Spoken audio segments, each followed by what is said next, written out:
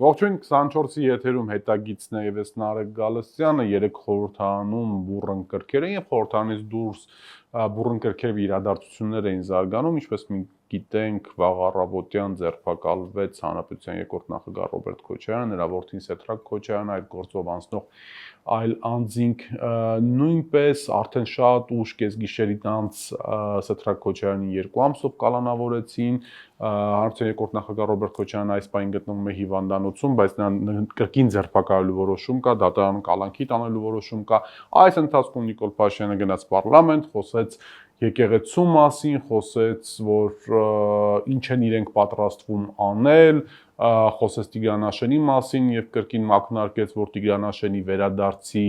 կամ ինչպես ինքն է ձևակերպում քյարքի վերադարձի դեմ խոսողները պատերազմ են ցանկանում ու այսպես շարունակ, այսինքն այսպես շեքսպիրյան կրքերը շարունակում են զարգանալ մեր հանրապետությունում, որոնք ուղիղ ունեն նաեւ անվտանգային բաղադրիչ։ Եվ այսպես այս ու այլ հարցերի շուրջ ես այսօր զրուցել եմ անվտանգային հարցերով փորձագետ, Պայեստազորի գնդապետ Հայկ Նահապետյանի հետ։ Պարոն Նահապետյան, ողջունում եմ։ Եվ շնորհակալ եմ, որ ժամանակ գտաք։ Պարոն Նահապետյան, եկեք սկսենք եկեղեցու թեմայից, հա։ Նիկոլ Փաշինյանը փաստացի 3 ճանապարհային քարտեզ ներկայացրեց, թե ինչպես է պատրաստվում ինքը հասնել այն այսպես կոչված բարեփոխումներին, ինչի մասին ինքը խոսում է, ինչը փաստացի ենթադրում է վեհապար Հայրապետին այսպես հանգստի կոչել կամ հեռացնել, չգիտեմ ձևակերպում եմ որքանով է ճիշտ եւ որքանով է պատշաճ։ Եվ այսպես ինքը պատրաստվում է կառավարությունը 1 ամիս հետո կամ 1 ամսվա ընթացքում եկեղեցու գործողությունների կամ գործունեության մասին հայտարարությամբ է հանդես գալու, որտեղ նշվելու են թե ինչ խնդիրներ կան հայ առաքելական եկեղեցում, հոգևորականների առանձին վարքաբանության մասին խոսքեր եւ այլն, այսինքն ինչ-որ տես մի համապարփակ զեկույցի պես մի բան է լինելու, որից հետո իրենք ազգային ժողովին առաջարկելու են ստեղծել հայ առաքելական եկեղեցու գործունեության հետ կապված քննիչ հանձնախումբ եւ բնականաբար օրվա իշխող քաղաքացիական պայմանագրի խմբակցությունը անսալով կառավարության կոչին կստեղծի այդ քննիչ հանձնաժողովը, քննիչ հանձնաժողովը 2-3 ամիս հետո կտա ինչ-որ ռեզոլյուցիա եւ օրենքների ինչ-որ նախագծեր, որով փաստացիորեն ամեն հավանականությամբ օրենքից դուրս կդրվեն հայ առաքելական եկեղեցու վեհապար Հայրապետը եւ եկեղեցուն հավատարիմ այն հոգեվորականները, որոնք չեն անցել այսպես կոչված բարեփոխումների կողմը։ Սա այն ճանապարհային քարտեզն է, որ Նիկոլ Փաշինյանը ներկայացրեց։ Ինչ պետք է անի այս պարագայում եկեղեցին, կամ ինչ պետք է անի այս պարագայում քաղաքական ուժերը, կամ ինչ պետք է անի հասարակության այն հատվածը, որոնք որ չեն ցանկանում, որպեսզի պետությունը այս ճանապարհով փաստացի փոխի եկեղեցու ներքին կանոնական կյանքը։ Դա ցանկացած քայլ անելու համար իրավիճակը համարժեք պետք է գնահատել։ Այն ցանկությունները, որ ունի Փաշինյան Նիկոլը եւ այն իբր հիմնավորումները, որ ինքը տալիս է, դա իրավական տեսանկյունից որից աղերս չունի ոչ սահմանության, ոչ էլ օրենքների հետ, ոչ էլ եկեղեցու ներքին կանոնակարգի հետ։ Սահմանության 2 հոդված 17-18 պետությունը անջատ է եկեղեցուց, եկեղեցին եւ բացառիկություն։ Ես կարծում եմ, որ դրանով ամեն ինչ ասված է։ Հիմա եթե շատ ավելի կենցաղայնով ես բացատրեմ, որ մեզ լսողներին պարզ լինի, եթե ինչ-որ մեկը գալիս մտնում է ձեր տուն եւ ասում է, որ տանկեսը իմն է, տան տղամարդը պետք է դուրս գա այդ տնից եւ տիկնոջ ամուսինը հաջորդ պահին դառնալու են մարդը, որ մտնում է այդ տուն։ Իսկն ինքը ապօրինի քայլ անում, չէ՞, որ իրավունքը չունի։ Կարող է մեկը ցանկություն ունի։ Տեսականորեն ինչ-որ մի սրիկա կարող է գտնի, որ հա, բայց երբ որ պահին որ եկա փորձ արվեց, դիմադրությանը չի արժանանալու։ Ընդ որում շատ խիստ եւ կոշտ դիմադրության, որտեվ նախ սեփականության իրավունքին է, մարդու ընտանիքի ներքին գործերին եւ հետո կարգավիճակին, ընտանեկան կարգավիճակին, ամուսնական զույգը ասում է, չէ, ամուսինը դու չես, ես։ Եվ դիմադրություն շատ կոշտ ալնելու։ Ասենք, եթե իրեն անպարկեշտ բայց այդ անձը բարձրակ շենքի, ասենք 16-րդ հարկում կարող է ուղիղ ազատանկման արագացմամբ հայտնի առաջին հարկում պատուհանից տանտիրոջ կողմից իր ընտանիքի պատիվը պահելու եւ պաշտպանվելու միջոցով կարող եմ նետի պատուհանից։ Ես բան եմ ասում։ Չէ, հիմա տեսականորեն պատկեցինք մեկը նման սանձարձակ բան է անում։ Ես չեմ բացառում, որ ուղղակի այդպես է լինի։ Հիմա ես զուգահեռում եմ նույն սանձարձակ քայլը անում այս անձը, որի իրավունքը չունի։ Հիմա ինքը Գալիս ասում է ես եմ որոշում, ասում է կարգալուց ինչպես կարող է կարգալուց անել։ Այդ նախկինում էր ասում, իսկ ով է որոշել, որ վեհափառ հայրապետ է կարգալուծը։ Ոմն մեկը, որը իրեն եկեղեցու հավատավոր զավակ է ասում, նվիրյալ զավակ է ասում, հետո այդ խոսությունից հետ կանգնեց, ասեց հետևորդ եմ, հիմա էլ բանավոր զավակ, ինչ-որ բառեր ա մտցնում եւ այլն, էլի։ Հիմա այդ անձը իրավունք ունի նման բաներ ասելու, հարց եմ տալիս։ Հələ թողում ենք ինքը վարչապետ է, վարչապետ չի, դնում ենք այն կողմ։ Անձը իրավունք ունի, իրեն եկեղեցու զավակ ասող անձը իրավունք ունի նման բաներ ասելու։ Ես հարցին այլ կերպ եմ։ Ուրեմն ես տեսանկյունը երկուսն է, մեկը իրավականն է, որը չունի ասում Սամարության 17-18 հոդվածը, նա չունի, եւ երկրորդ բարոյականն է, եւս չունի։ Երբ որ չունի, թեման փակվում է, այլ քննարկում չի լինում։ Մարդիկ ասում են, այս մարդը գալիս է մեր հավատքի կրոնական, եկեղեցական զգացմունքների վրա ազդելու, մեզ նկատմամբ կատարում է բռնություն։ Հիմա մեր եկեղեցու ցանկացած հոգևոր զավակ, հիմա եթե ասի իմ եկեղեցու, իմ առաջնորդի, իմ հոգևոր առաջնորդի նկատմամբ ինչ որ մեկը նման բան ասել։ Ասենք վերաբերմունք ինչպիսին կլինի։ Բանալաբեցան, երրորդ հանգամանք կա։ Երրորդ հանգամանքը քաղաքականն է։ Դուք խոսեցիք իրավականի մասին, խոսեցիք հոգևոր բարոյականի մասին։ Այո։ Երրորդ, այսպես հանգամանքը քաղաքականն է։ Ու ես խնդրին հիմա նայում եմ հարցի քաղաքական տեսանկյունից, մանավանդ որ այս ամեն ինչի տակ բնականաբար մեծամասնությունը քաղաքական մոտիվներ է։ Ուրեմն երկու մոտիվ ներողություն։ Առաջին մոտիվը այն է, որ Նիկոլ Փաշինյանը 20 թվականից հետո փաստացիորեն գտնվում է ծայրահեղ հակադրության մեջ հայ-առաքելական եկեղեցու հետ հաշվի առնելով որ եկեղեցին պահանջեց կամ Մայրաթորը ավելի ճիշտ պահանջեց իր հրաժարականը, ինչպես նաև բոլոր ընդդիմադիր շարժումների ժամանակ Մայրաթորը ունեցել է այս կամ այն չափով ներկայություն, այդ թվում նաև Սրբազան շարժման մասին է խոսքը, այսինքն Նիկոլ Փաշինյանը վտանգ ասում որ եկեղեցին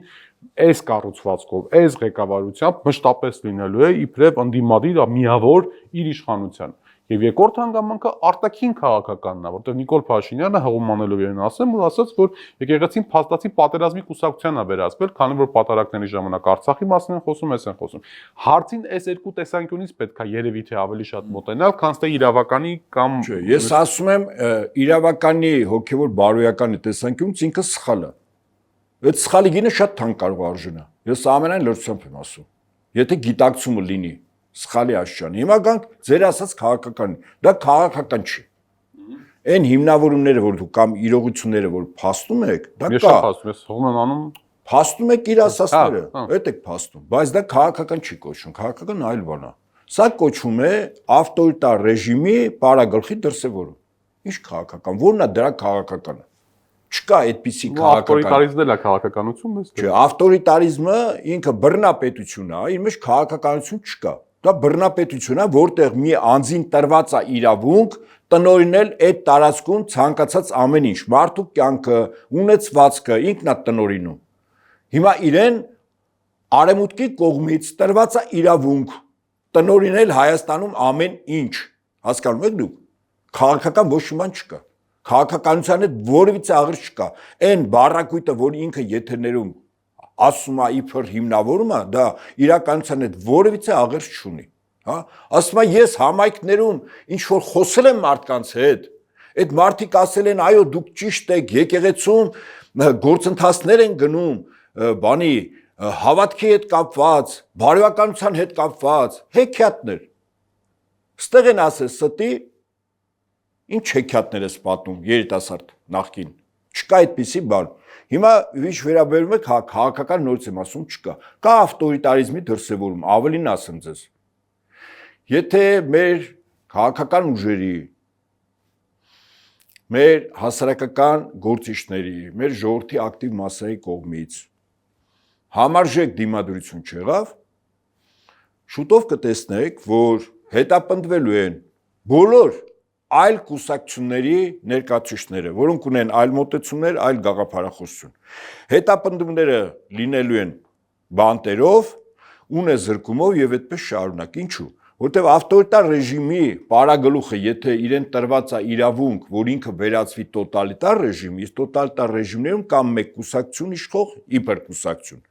եւ մեկ գաղափարախոսություն։ ասենք ոնց որ նացիստական Գերմանիան էր, ոնց որ ներկայիս Ուկրաինան հեռու չգնանք, հա։ Ուկրաինան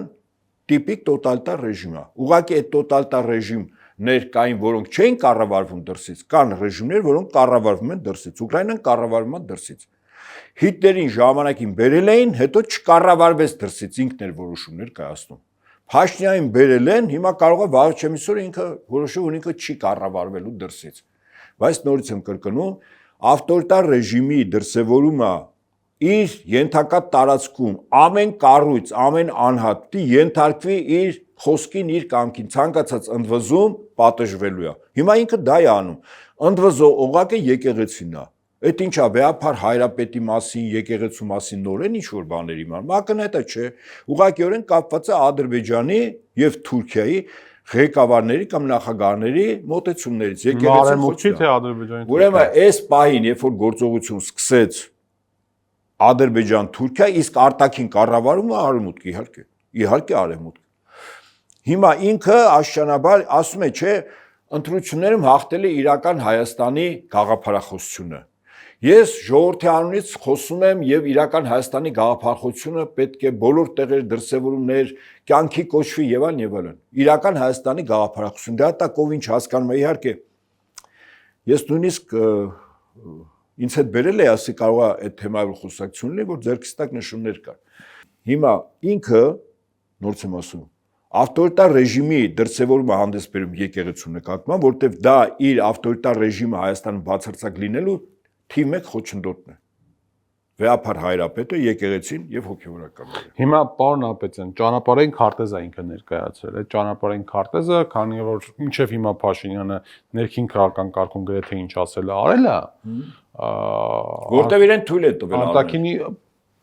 դա բան է, հարցի մյուս կողմն է։ Մյուս կողմը չէ, հենց առաջին կողմն է։ Հենց առաջին կողմն է։ Արաբեջան, լավ, ես դա չեմ քննարկում։ Ես նկատում եմ ինչ ասել է, հիմա թույլ են տվել, թույլ չեն տվել, տեղի ունեցել մեծամասամբ։ Պիտաբերությունն արտաքին ֆրոնտի, որտեղ մենք ինչպես հայտնի է ողբերգական շրջաններով ենք։ Որտեղ արտաքին խաղացողները արտաքինում էսպես անեն, իսկ ներքինում էսպես։ Ներքինի պարագան, հիմա ինքը ճանապարհային քարտեզը առաջարկել, ճանապարհային քարտեզով գնում է առաջ։ Երբ որ նայում ես մեր ընդդիմության գործողություններին, իներտության որոշակի զգացողություն կա։ Պետք է ընդունենք, որ ընդդիմությունը ինքը ծանրագույն հարվածներ է ստացել եւ շարունակում ստանալ։ Գագիկ Ծառուկյանին կալանավորեցին, նու այն ինչ որ կատարում է իր բիզնեսների, իր ընտանիքի եւ մնացած բաների հետ բոլորի աչքի առջեւ է։ Հիմա գրեթե նույն process-ը կարծես թե երկրորդ նախագահի պարագայում է։ Երրորդ նախագահին նորից մեղադրանք առաջադրեցին։ Սամվել Կարապետյանը գտնվում է տնային կալանքի տակ։ Այսինքն համ իներտ է անդիմությունը օբյեկտիվ պատճառներով, համ էլ հարվածները, սուբյեկտիվ պատճառներով, համ էլ հարվածները անընդհատ տան։ Այսինքն դիմադրող ուժ, դիմադրողանականության կենտրոն որպես այդպեսին այսօր գոյություն չունի, որը կարող է դա խափանի։ Չէ, ուրեմն իրենք չեն, այդ ձեր նշած 3 անձը չի։ Հիմա ես պատական չասեցի, որ արտաքին կառավարում։ Երբ ընդդիմության ձեր նշած առաջնորդները, իրենց այդ փոխկապակցված կառույցները, կազմակերպությունները, կուսակցությունները, հա, համաժեք կեցված չեն դրսևորել։ Ժամանակին օրինակ երբ մայիս 4-ին 5-ին Հայաստան էր եկել Ֆրանսիայի նախագահ։ Օրինակ այդ ընդդիմության բոլոր ներկայացուցիչները հերու կամոտիկ, տասնյակ հազարավոր մարդիկ, նաև համախոհներ, եթե իրենց հարցնենք Փաշինյանը Արցախը հանձնել է, վստահաբար ասելու են այո։ Ավելին ասեմ ձեզ, իրենք հիմնավորել են, որ այդ հանձնումը իրական եղել է 22 թվականի հոկտեմբերի 6-ին Պրահայում հայտնի փաստաթուղթը ստորագրելուց հետո։ Լավ, ճիշտ է։ չեմ վիճում։ Հիմա հարց եմ տալիս, այդ փաստաթղթի ստորագրման քավորը ով էր։ Միշելը, Մակրոնը։ Միշելը չինովնիկ էր, որը հիմա չկա, Մակրոնը։ Եվ Հայաստանը արտաքին կառավարման առումով տրված է Ֆրանսիայի կառավարման ներքո։ Հայաստանում կուրատորը Ֆրանսիան է։ Թուրքիան չի համաձայնվում։ Ասում է ես եմ։ Բայց ինչևէ ընդունենք Ֆրանսիան է։ Հիմա հարց, եթե ընդդիմությունը գիտեր, որ Ֆրանսիայի նախագահ Մակրոնի թեթև ձեռամբ այդ գործընթացը արվեց հոկտեմբերի 6-ին արվեց, 2 ամիս հետո Արցախը շրջափակվեց, որից հետո 11 ամիս հետո ռազմական գործողությունով հակահաբեկչական ձևակերպման, ամենակարևորը սա է, պատերազմ չի արվել։ Ալիևը արդարացման 100%-անոց ալիբի ունի ցանկացածի առաջ, որտեղ երկրորդ պատերազմ ինքը չէր կարող սկսել։ Կար 4 երրակողմ փաստաթուղթ, չէ՞, խանգարող խոչընդոտող։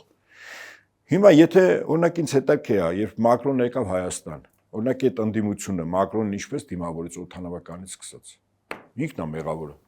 Պարոն Ապետյան, ինքը մեղավորը որս է, այսինքն Մակրոնը ինձանից ու ձեզանից կամ Նիկոլ Փաշինյանից ավելի պետք է հայ լինի, Չէ, ես հակառակն եմ ասում։ Հիմա դուք ասում եք ինքն է մեղավոր, մի ուրիշը կարող ասի Պուտինն է մեղավոր, մյուսը ասի Զելենսկին է մեղավոր, բայց վերջի խնդիրը մեր մեջ չի։ Ոչ։ Առաջին հերթին մեր մեջ չի, ինքնախապեյությամբ պետք չի զբաղվել։ Եթե ես ասում եմ Մակրոնն է, չեմ ասում Զելենսկին ու Պուտին, ես հիմնավորում եմ ինչու է Մակրոնը։ Եվ հիմնավորումս 100%-անոց է։ Հիմա Մակրոնը թշնամի է մեր պետությանը, որտեղ միայն թշնամին կարող է երկրի կառավարչին ստիպել, ենթադրենք Փաշինյանը ամեն կերպ դիմադրել է։ Լավ աշկերով նայենք, հա Փաշինյանին։ Ստիպեր ասեր կգնաս եւ կստորագրես այս փաստաթուղթը, որտեղ Արցախը պետք է հանձնվի, Արցախը պետք է գրավի, որտեղ Իրանի խնդիր կա։ Բարձ եմ ասում, թե ինչու Արցախը պետք է հանձնվի։ Բուն նպատակը Արևմուտքի եւ ԱՄՆ-ի աշկերը չէին, ինչպես ասում, անքնությունից չէր փակում ինչի համար, որ Արցախը դառնար Ադրբեջանի մաս եւ բոլորը լավ զգային, չէ։ Կուբատի Զանգելան Ջեբրայիլ, Արաքսի հովիտ Իրանի սահման 102 կիլոմետր, դա այդտեղ տիլներ Իսրայելի եւ ՆԱՏՕ-ի զորք։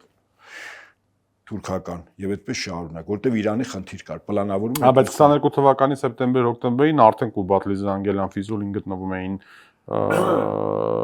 Ջաբրայիլները։ Բայց վտանգ կար, որտեղ կար բանակ Արցախում, կար բնակչություն, կար միջանցք Հայաստանի հետ։ Իսկ եթե Հայաստանում, ասենք, իշխանափոխություն այդ բան լիներ, Փաշինյանը հիվանդանար եւ հրատապ բուժման կարիք ուներ, տեսականորեն եմ ասում։ Կար վտանգ, չէ՞, որտեղ Արցախը դեռևս կար, այսինքն որպեսզի չեզոքացվի, Արցախը պետք է հայաթափվի։ Հայաթափվելու համար Ադրբեջանը ռազմական գործողությունով տանի։ Պատերազմ ինքը չի կարող, որտեղ ինքը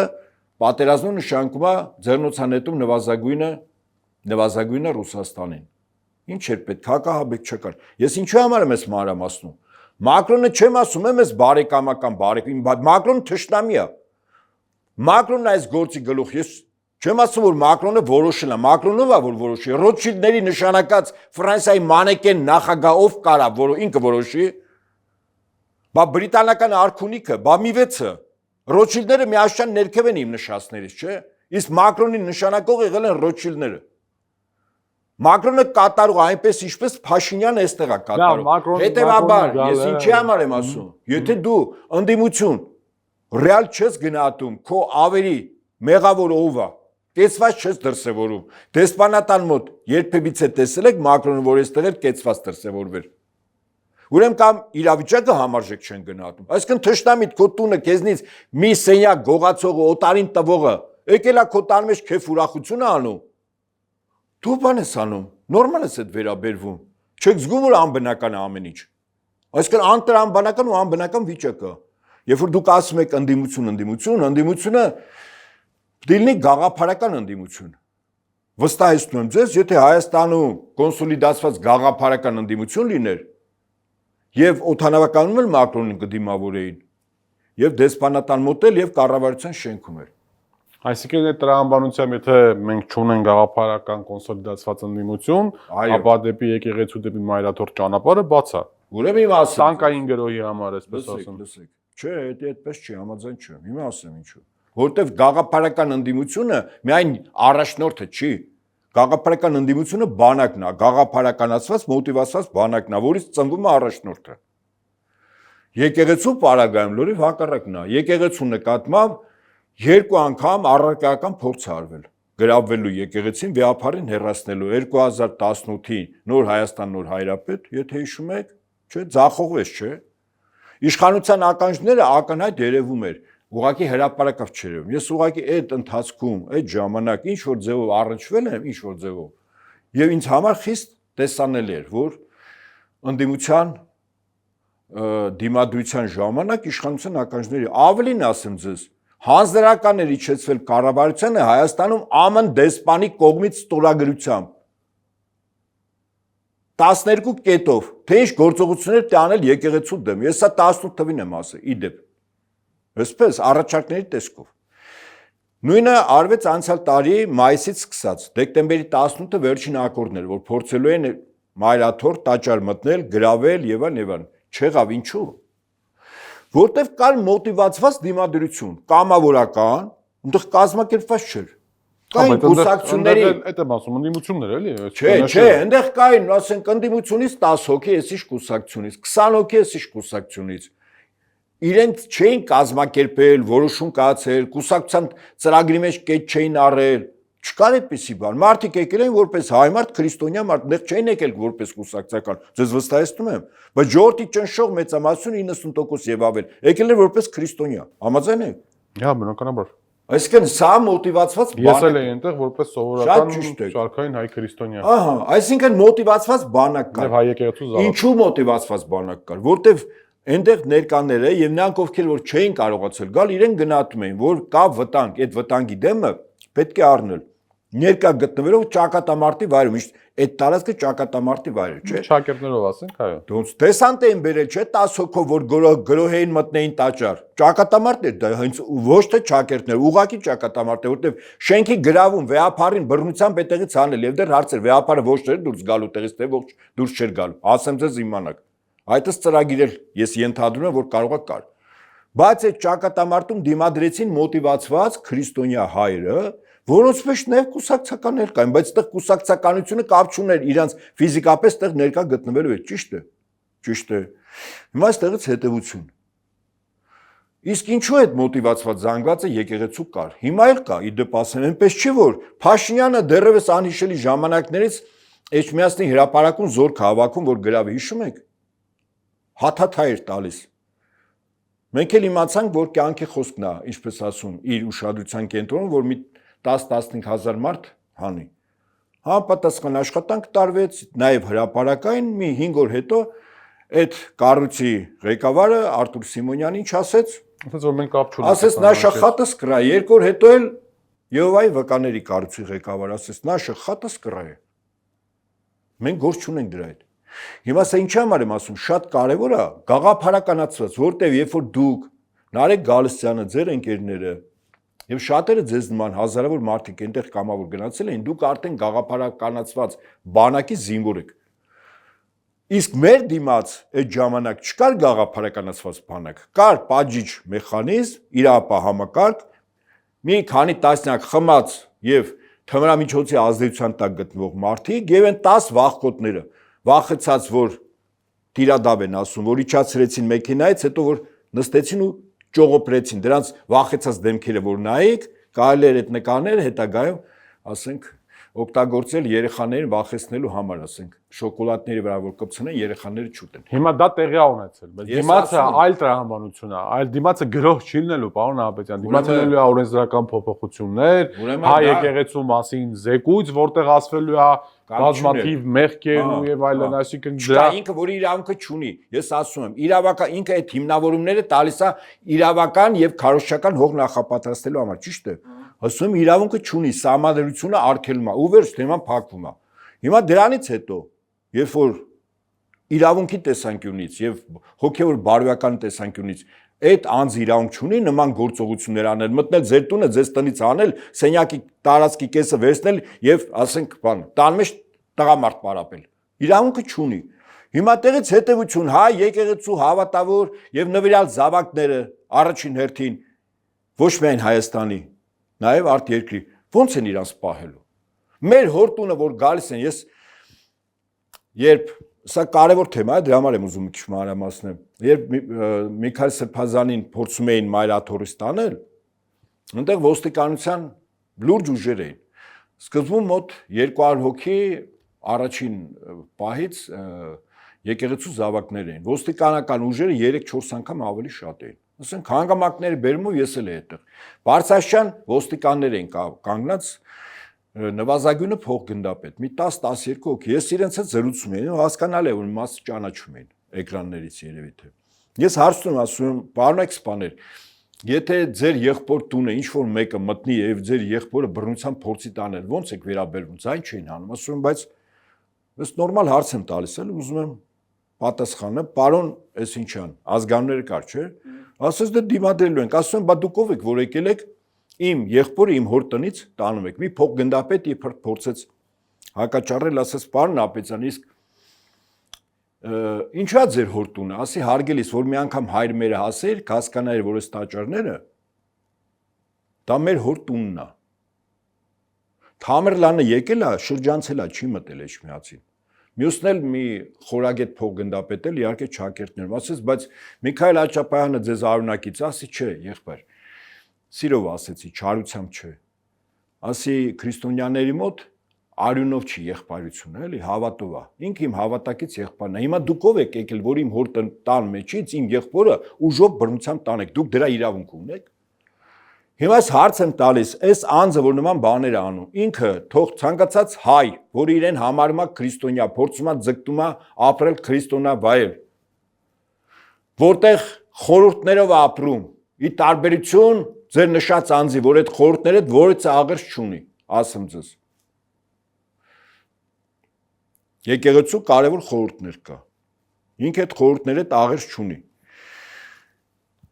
Հիմա ցանկացած հայ քրիստոնյա ինքը թող մտածի եկեղեցու հոգևոր առաջնորդի նկատմամբ նման վերաբերմունքը եւ եկեղեցու մյուս սպասավորների հոգևոր նման վերաբերմունքը ինչ համարժեք պատասխանի պիտի արժանանա։ Ես ամենայն լրջությամբ եմ ասում։ Վերցրեք, որ ձեր հորտունն են մտնում, ձեր եղբորն են տանում կամ ձեր հորն են ուզում տանեն։ Հոգևոր առաջնորդին են ուզում տանեն։ Փորձելու է ձերբակալ լակնատա, չես գործընթաց ուր է տանում։ Փորձելու է վեհարանը ազատել, որ մեկին կարգալուց, մեկին բերի նշանակի, ասի դու ես հիմա կաթողիկոս, չէ, եւ այդպես շարունակ։ Անկամ մեր երկրի նվաճողները նման բան չեն արել, գիտեք ինչու։ Որևիցե նվաճող նման քայլի չգնացել։ Գիտեք ինչու։ Որտեւ իրենք մտածում են, որ եթե մենք նման քայլ անենք, ապա այդ ժողովուրդը համազգային ապստամբություն կբարձրացնի։ Այո, ես նվաճել եմ, գրավել եմ, ասում եմ աշխատում ես, քո աշխատանքի ենթադրենք 10-րդական մասը ինձ ես տալիս որպես հարկ, օրինակ եմ ասում, կամ կեսն ես տալիս ինձ որպես հարկ։ Ես քո ներքին գործին չեմ խառնվում։ Բանակ պիտի չունենաս, որ իմ դեմ ապստամբես, թագավոր պիտի չունենաս, կառավարիչը ես եմ նշանակում, իմ ուզած մարդը։ Հա, բայց հասկանալի է, պարոն Ապետյան։ Իսկ ինչու հիմա հասկանալի է։ Ինչու է, իսկ ինչու մեր մոտ չկա այդ ընկալումը, որ այդ որոշումը կարա կայացնի օտար նվաճողը։ Որովհետև մեր մոտ այդ բանը հայ ժողովրդի մեջ այդ ընկալումը չկա, որովհետև այս կողմում էլ են ազգանունով յան հայեր, որոնք խոսում են հայրենիքի եւ Հայաստանի Հանրապետության հարատեվության մնացած բաների մասին եւ աշխարհիկ ու հոգեվոր իշխանության միջև մեր պատմության մեջ լարվածությունը, վիճաբանությունը, պատերազմը, ճակերտներով եղել են, դեպքեր եղել են, Կիլիկիայում են եղել, Միջնադարում են եղել, Բաբ թագավոր, Արշակ, Խոցրով Կոտակ եւ այլն եւ այլն։ Այսինքն ուզում եմ ասեմ, որ այդ մշակութային բանը վախը, որ դիմացին այդ նվաճողը, այդ բանը ճրտիկը անջատված է։ Յուրեմ Տիմյանը։ Այսինքն էլ ոնց անեն, որ ցույց տան, որ նվաճող են հարգելիս, որ ուրիշի նպատակներն են հետապնդում։ Արցախի կորուստը մեզ բավ չէր, Հայաստանի որոշ տարածքների կորուստ բավ չի, սահմանադրությունը բավ չի,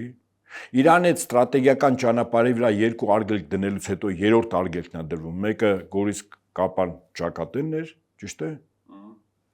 Մյուսը Տրամպի ուղին է,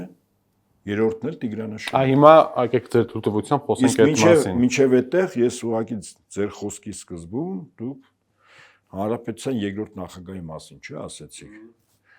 Ես կասկածից չունեմ, որ Հանրապետության նախագահի հեռախոսային կապեր իր ընտանիքի բոլոր գաղտնալսվում է։ Սա նորմա է արդեն դարձել, մերն էլ է գաղտնալսվում եւ այլն։ Ինչ է կարծում Հանրապետության նախագահի, երկրորդ նախագահի սրտի վիրահատության վերաբերյալ Փաշինյանը իմացել է։ Վստահաբար իմացել է, կասկած չունենաք։ Դուք հասկանում եք, սա ինչ գործողություն է։ Այսինքն սրտի վիրահատություն տարած մարդուն մեկ շաբաթ հետո դու փորձում ես բանտ մտցնել։ Շատ մեծ հավանականությամբ, որ այդ մարդը բանտից ողջ դուրս չի գալու, որտեղ բանտում համապատասխան բուժ, օգնություն, օժանդակություն, սպասարկում չի լինելու։ Հասկանում եք դա ինչ է։ Մի քիչ ավելի խորքերը նայենք։ Որպեսզի մի քիչ ավելի խորքերը նայենք, մենք հասկանանք մեր դիմաց ովը։ Հիմա այս պայն երկրորդ նախագահը գտնվում է հիվանդանոցում, կարծես թե բժիշկները թույլ չեն տալիս, որպեսզի այսպես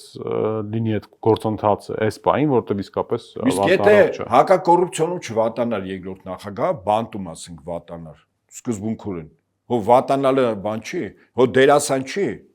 մարդամեկի նման։ Բանտում էր վատանում։ Իսկ մենք գիտենք, չէ, բանտում բուժ սպասարկումը, օգնություն, օժանդակություն ինչպես է։ Ողով գոնե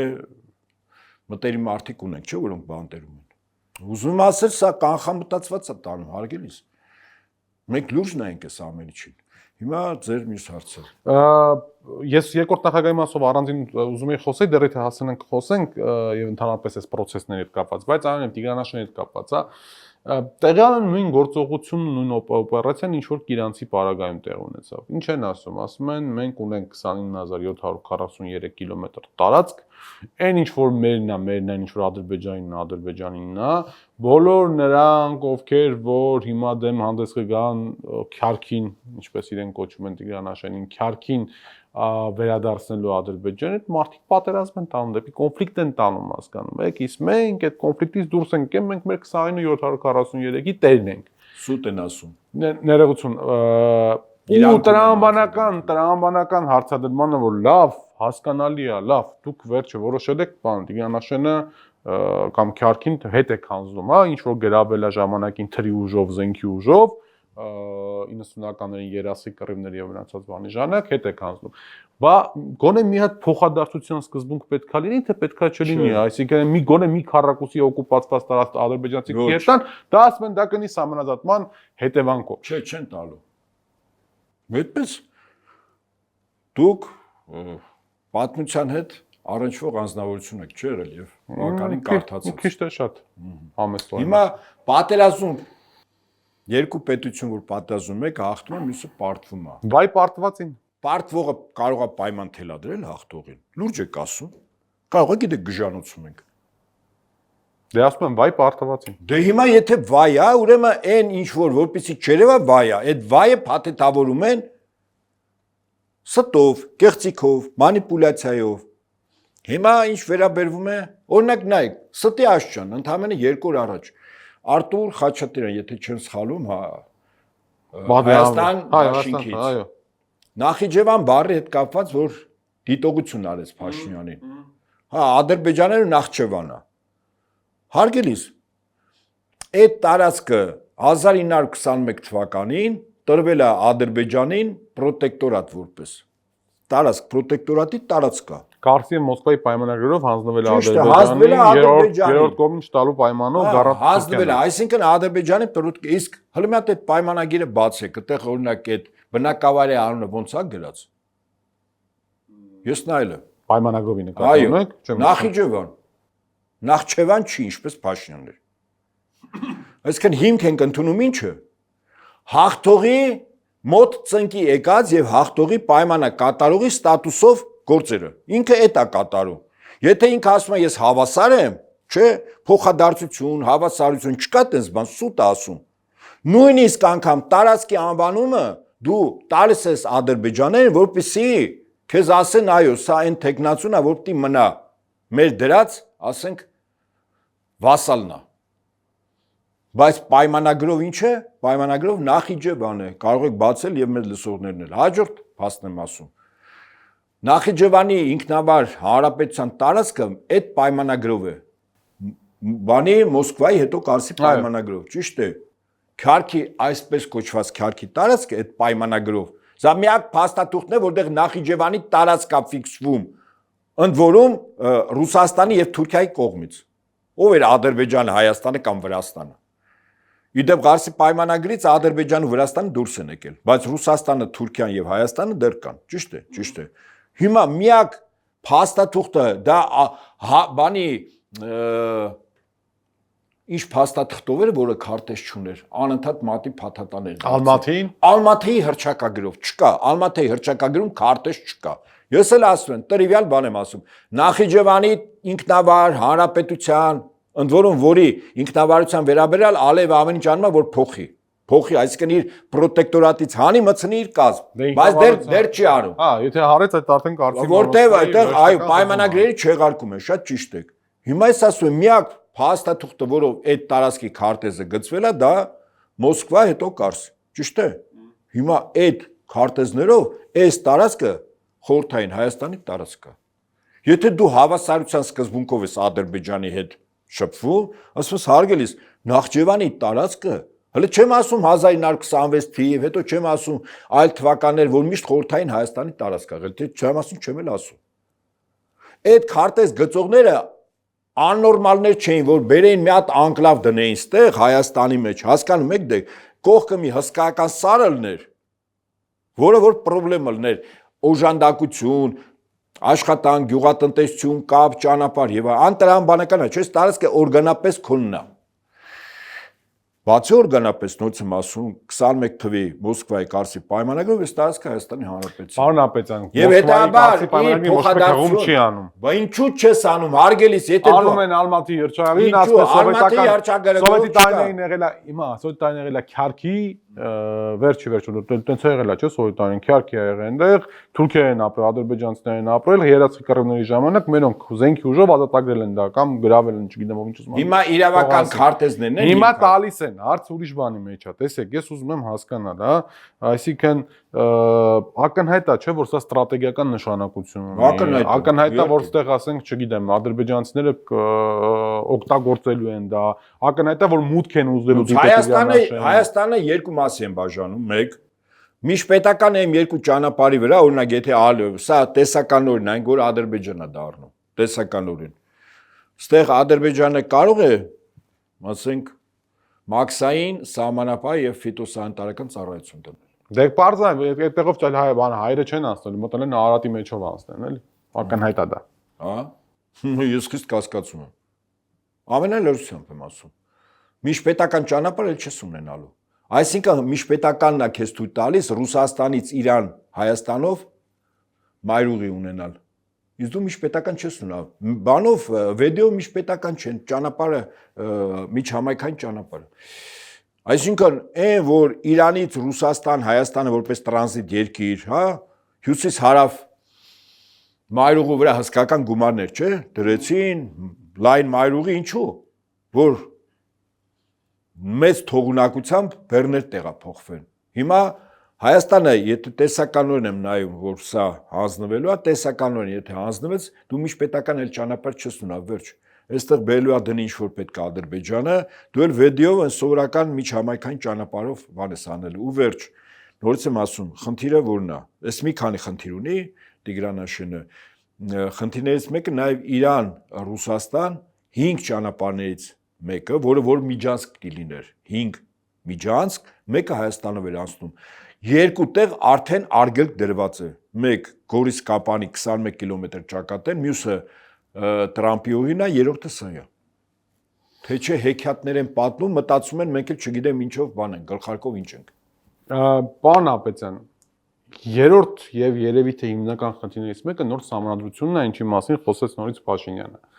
Ես այստեղ այդ բանը անկեղծորեն չեմ կարողանում հասկանում, հա, որովհետև դա ինքը ինչ անում է հաղումանում ժողովրդին, ասում է ժողովուրդը մեզ ձայն է տվեց, բայց մեր ժողովուրդը իրան սահմանադրություն փոխելու ձայն փաստացի, եթե անգամ ընդունում ենք ընտրությունների արդյունքներ դեպի իդեալական, այդտեղ բարգավաճ իսականից չպետք է անցներ եւ այլն, մեկը չի տվել այդ 3/5-րդի հանգամանքը չի տվել, որպեսզի ինքը նոր սահմանադրության տարբերակ առաջարկի։ Բայց իշխանությունը այդ բանից վազ չի անցնում, այսինքն մենք ստեղ կարող ենք մտածել, որ այլ զարտուղի ճանապարհներով process-ներ պետք է իշխանությունը փորձի անել, շրջանցելու այդ 3/5-րդի արգելքը։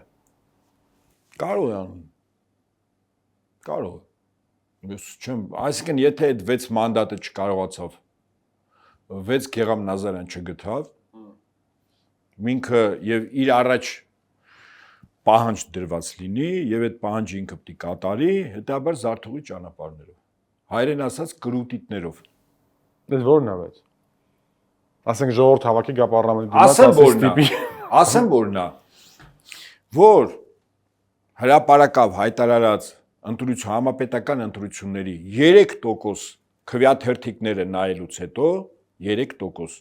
Փաշինյանը ասում է հրապարակավ դուրս է գալիս իր համախոհ գաղափարակից ընկերների հետ, ասում է մենք հաղթել ենք։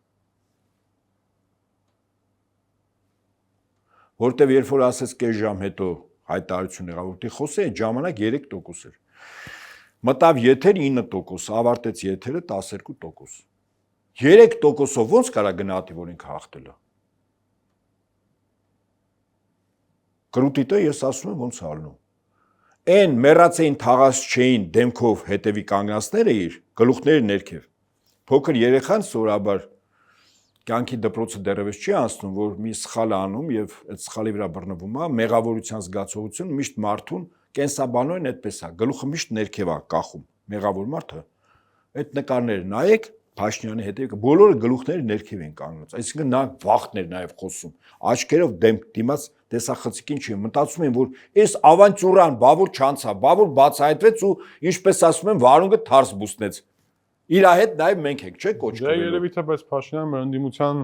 հնարավորությունները լավ էր պատկերացնում։ Ես այլ հարց է, այդ լավ պատկերացնելը իր ավանտյուրայի հետ գինի, ես դա այլ հարթության խոսակցություն է, չեմ էլ ուզում նախ եթերային խոսակցություն չի։ Ես ասում եմ, որ դուք ասում եք ինչ կռուտիտ կարող անի։ Ես էլ ասում եմ,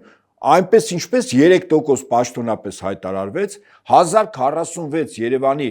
ընտրատեղամասերից թե 1020, չգիտեմ, 1000-ից ավել։ Ուրեմն 6 ընտրատեղամասի տվյալները հրապարակվել ու մնացածը փակ, չկա ինֆորմացիա, չկա։ Ինչի համար եմ ասում։ Եթե մարդը գնում է այտենց ավանտյուրայի, ապա այս համարության հետ կապված ինչ է։ Կասի ՍԴՄ-ը չգիտեմ ինչ էս ընդունի, Էրմյուսը էս ընդունի, հա ուրեմն ժողովուրդ ուրեմն լսեք, հա քանի որ սենց, քանի որ նես, քանի որ նենց, այո, հիմա հանրակվել, չհանրակվել չի լինելու, ասեմ ձեզ։ Հանրակվել չի անելու։ Հիշեք խոսքս։ Բա ինչ անել։ Ազգային ժողով, ասում է 3/5-ով, մի հատ օրենք ընդունեն իրավականակ, կասեն 3/5-ով, եթե բանա,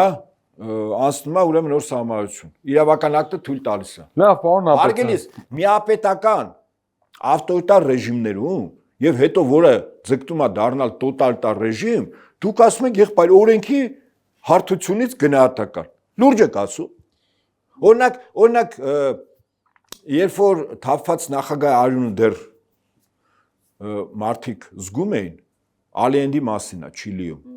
Պինոչետը ինչ էր անում։ Ձերբակալում էր, բանտերն էր լցնում։ Հետո մարդիկ ընդվզում էին։ Քանակը չբավարարեց, ինչ արեց։ Ստադիոններում չէ տարավ լցեց։ Էդ էլ էլի մարդիկ ընդվզեցին։ Ինչ արեց։ Օրը ցերեկով առանց դիմակի ավտոմատներով գնդակարում էին ընդդիմության ներկայացուցիչներին։ Բազեմ ասում։ Որտեվ թույլատրված է, այստեղ խնդիրը ինքը չէ, իմ գնահատմամբ, միգուցե ընդդիմությունը ինձ հետ կարող է չհամաձայնվի։ Թիրախը Փաշինյանը չի։ Մեր ընդդիմության թիրախը այլ տեղ է։ Իր ապօրինությունները անող անձի թիկունքը ով է պահում, ով է այս ամեն այլանդակություն ասում նորմալ է։ Հունիս 12-ին ոչ համաչափ ուժ, հատուկ տեխնիկական միջոցներ, որի կիրառում իրավունք չուներ, ժողովրդի վրա հիշում եք ազգային ժողովի դեմ արչև եւ հարյուրավոր ձերբակալածներ, նվաստացածներ, ամեն այլանդակություն արած։ Երկու օր հետո ԱՄՆ դեսպանությունը հայտարարություն է տարածում, եթե հակիրճ ձևակերպեմ, ասում է մեղավոր է ժողովուրդը, խրախուսում են ոստիկանության գործունեությունը, եթե հակիրճ ձևակերպել։ Բարձր որ այդ ժամանակ 50,000, 10,000 մարդ շուրջօրյա պիկետներ տաներ ԱՄՆ դեսպանատան մոտ։ Որ պահին, որ ԱՄՆ-ի դեսպանը եւ ԱՄՆ հատուկ ծառայությունները գնահատեն, որ Հայաստանում այդ շարժումը կարա հակ ամերիկյանի վերածվի, ես ձեզ վստահեցնում եմ, Բագրատ Սրբազանը եւ Փաշինյան Նիկոլը նույն ստատուսն են ունենալու Ամերիկայի ղեկավարների մոտ։ Մեկը վարչապետի ստատուսով, մեկը իրական ղեկավարի, ոչ թե դե յուրե, մյուսը կլներ դե ֆակտո։ Դա շատ կարևոր է։ Մենք թիրախները, մենք ասելով ես նկատում եմ ընդդիմությունը, թիրախները ճիշտ չի ընտրում, անդադ Փաշինյան։ Հարգելիներս, իր ապօրինությունները ծածկող կա, թույլ տվող կա։ Եկեք այդ ձեռքը բռնեք, հարգելի ընդդիմություն, թող այդ ձեռքը բռնեն։ Եվ ես վստահաբար եմ ասում ձեզ, որ Հայաստանում շատ արագ եւ որակապես իրավիճակ կփոխվի։ Պարոն Ապետյան, վերջին հարցը, քանի որ եթերային ժամանակը մոտենում ավարտի, ես էլ ձեզ խոստացել եմ մի որոշակի առում շուտ ավարտել։ Հայ-ռուսական հարաբերություններից ամբողջ ճգնաժամին անդրադարձել ենք, չեմ ուզում անդրադառնալ, բայց մեխային կետերից մեկը երկաթգիծն է։ Ու Նիկոլ Փաշինյանը անցած օրը բրիֆինգի ժամանակ հայտարարեց, որ կազմակերպություն կա, երրորդ կողմ կա, որը պատրաստ է 400 թե 500 միլիոն դոլար վճարել, որպեսզի կոնցեսիոն կառավարումը առնի Ռուսաստանից, ու ասում է, դե մենք ուզում ենք հարցը լավով լուծել, բայց նաև ակնարկում է, որ եթե հանկարծ աչուձախ, մենք էս կարանք նաև խլենք է, մեր երկաթուղին է։ Մեր բանը երկաթուղին կարող ենք վերցնել ռուսներից։ Ես մի փոքր ուսումնասիրել եմ, ես նկատում եմ դուք ասեք ճիշտ եմ դες Ռուսաստանի համար երկաթուղիները հաշվի առնելով այն հանգամանքը, որ ռուսական երկաթուղիներն ու արևմտյան երկաթուղիները նույն լայնությունը, նույն բանը չունեն, այսպես կառուցվածքը չունեն, հա, մշտապես եղել են ստրատեգիական նշանակություն ունեցող ու իրենք երկաթուղիների համար մշտապես ընդհանուր միջև պատերազմների են գնացել, որովհետև երկաթուղիները իրենց համար ընկալվել են ամենակարևոր ստրատեգիական բաներից։ Համաշխարհային ժամանակ Գերմանիան երբ փորձում էր երկաթուղիների ցանց, այդ թվում նաև Թուրքիայում։ Այո, ճիշտ եք, ես երկրորդում եմ ձեր ասած։ Սա ինչի կարող է բերել, այս հələ մյուս ԵԱՏՄ բան շատ ենք խոսացել, հա, այս կոնկրետ այս երկաթուղու թեման ինչի կարող է բերել։ Մյուս կողմից է որ նայում ես, պարոն Ապետյան, ասում ես դե եթե ուզում եք որ բան մի գործ անեիք նորմալ, ասենք, այս ինչ վիճակ է, վագոն չկա, փոխածես չկա։ Այսինքն Փաշինյանը խփում է այն կետերին, որտեղ իսկապես գնիլոյ է, իսկապես խնդրեմ կա։ Ես չեմ կարող գնահատել, վագոն չկա, ժանգոտածա, նեխածա թե ինչո, չեմ կարող գնահատել, որտեղ չգիտեմ։ Փաստերը բերեք դրեք, մարդիկ ասում են, այսքան ներդրում են արել, ասում են, չէ՞։ Հիմա կարող է տակով են արել այդ ներդրումները։ Հիմնավոր, այսինքն կենացային մի ասեք։ Եթե այդպես է, քրեական գործեր հարուցեք։ Վերջին հաշվով երկաթուղին Հայաստանի Հանրապետությանն է, կառավարումն է, չէ՞ տրված Ռուսաստանի Դաշնությանը։ Իմ երկրի սեփականությունն է։ Եթե երկաթուղին փող լվալու տեղ է, նույնս ավելի խիստ եմ ասում, հա։ Ոնց որ երկրորդ եմ բանին Փաշինյանին։ Եթե փող լվալու տեղ է, իհարկե, նախ հայցեր ես ներկայացնում, որ շահույթներ պիտի ունենանք, չունենք եւ այլն, թող անեն։ Եթե իրավունքի տեսանկյունից է, թող անեն։ Բայց այդտեղ խնդիրը ինչ է, քնեցին, զարթնեցին, նոր իմացան, չէ։ Այո, երկաթուղին ինքը ստրատեգիական է։ Մենք ծով չունեցող Հայաստանը երկիր է։ Երկաթուղին մեր տարածքով կարող է շատ արագ, լուրջ բեռներ եւ նաեւ ավտոմայրուղով տեղափոխվել, որտեղ որ պետք է։ Իսկ որտեղ է պետք է։ Իսկ մեր երկաթուղին, օրինակ տեսականորեն նայեք, ՆԱՏՕ-ն, պատկացեք ՆԱՏՕ-ին է, Թուրքիային է։ Կառավարումը Թուրքիային է։ Լավ տվել են Ղազախստանին, Ղազախստանն էլ ձեր։ Դե հավանականությունը մեծ է, որ Ղազախստանի մասը։ Դե հիմա Ղազախստանը թուրքական պետությունների կազմակերպության կարևորագույն պետություններից մեկն է։ Եթե ոչ ամենակարևոր, քան Թուրքիան։ Ռեսուրսի առումով ամենակարևորն է, էլի, Թուրանի։ Հիմա ասենք լավ ՆԱՏՕ-ի զենք զինամթերք անձնակազմի տեղափոխվի։ Տեսականորեն ՆԱՏՕ-ն է օգտագործելու։ Ում դեմ է օգտագործելու, նայենք էլի։ Մեր երկաթուղին ոնց է օգտագործվելու։ Հայաստանը ինքը դառնում է, բան, մի հատ տարածք, այդ տարածքը խոչընդոտի չունենա թուրքական աշխարհի կենսագործնեության համար։ Մենք խոչընդոտ ենք, սեփ ենք, այդ որ ասում են հայկական սեփ, դա միայն Սյունիքը չի։ Ամբողջ Հայաստանը ինքը սեփ է, քարտեզը որ մի քիչ բաց նայում ես, Հայաստան, Թուրքիան, հա, մեր հարևանները եւ այլն։ Մենք սեփի նման խրված ենք, այդ սեփը պետք է հանվի։ Այսինքն թուրքական աշխարհը Օսմանյան կայսրությունը չէ։ Սա նոր աշխարհ է, Թուրան նորը։ Օսմանյան կայսրության համար Թուրքիան տիշնի հարավ, ասենք Սիրիայով բանով, չէ։ Իսկ հիմա նոր Միջին Ասիա իր մեջ ներգրավում եւ այլն, այս Թուրանն է։ Թուրանի շահառուն եւ այդ պրոյեկտի հեղինակը Բրիտանիան է,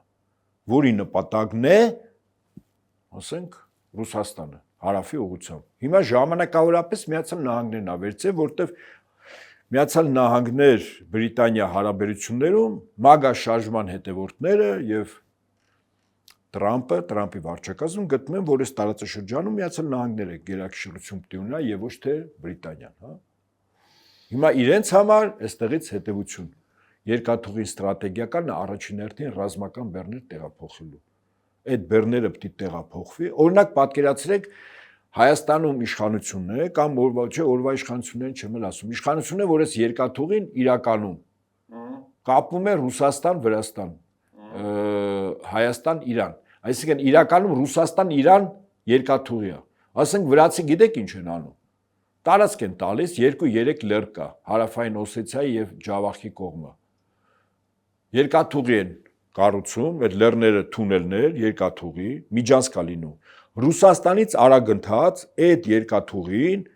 ուղղակիորեն հաշված ժամերի ընթացքում մտնում է ուր։ Իրան, շատ ճիշտ եք։ Որը առաջին հերթին ինչ նշանակություն ունի։ Ռազմական, հետո տնտեսական։ Ցանկացած ճանապարհ որ կառուցվում է, առաջին կրիտերիան տնտեսական կոմպոնենտը չի, դա ռազմականն է։ Հիմա Ռուսաստանը Իրանը այդպես է դիտում, որ ճիշտ է այդպես լինի։ Հիմա Հակառակ իրենց մրցակիցներ դիտում են, որ այդ երկաթուղին իրանց պետք է լինի։ Եվ իրենց աշխարհները պետք է կապի։ Եւ Հայաստանով ՆԱՏՕ-ի զորք, զենք, զինամթերք, թուրքական բանակի տեղափոխվեն, ադրբեջանական, այստեղից դեպի Միջին Ասիա։ Միջին Ասիայի խնդիրը ո՞րն է, ռուսների խնդիրն է։ Ղազախստանի խնդիրն է 7600 կիլոմետր ցամաքային սահման, 1200 ծովային։ Մասը անպաշտպան է, չէ՞ ընդհանրապես։ Չէ, ընդհանրապես պաշտպանված չի, նարեկ ջան։ Չկա պաշտպանություն, այնտեղ սահմանապահ ուղեկալներ, ասենք 10 կիլոմետրը մեկ մի հատ սահմանապահ ուղեկալ։ Դու պատկերացնեք մի քանի միլիոն մարդ, եթե այ նաև Հայաստանով պատկերացնում եք, որ Լիբիայից հիմա մտովի գնանք, հա, ահաբեկիչները։ Լիբիա, Սիրիա, Թուրքիա, Աֆրիկայի հյուսիս, արաբական աշխարհ, դի տեղափոխվի Ղազախստան։ Ոնց է տեղափոխվելու, ճանապարհը նայենք։ Այդ բոլորը բերվելու է Թուրքիա, որտեվ Թուրքիան է, այսպես ասած։ Հաբը։ Այո, ճիշտ է։ Թուրքիայից դի տեղափոխվի Ադրբեջան։ Ադրբեջանից Կասպից ծովով Ղազախստան, բայց Թուրքիայից Ադրբեջան ճանապարհը ո՞րն է, որ արագ այդ մեծ պոտենցիալով տեղափոխվի։ Այդ թվում օգտագործի նաև երկաթուղին։ Հայաստանը չի։ Դե Հայաստանը։ Այդքան բան։ Պարոն Ապետյան, շնորհակալ եմ ժամանակ գտնելու համար եւ այսպես իմյուրներ անվտանգային հարցերով փորձագետ Պայեստազորի գնդապետ Հայկ Նահապետյանը, մենք կհանդիպենք վաղը, մնացեք խաղաղությամբ։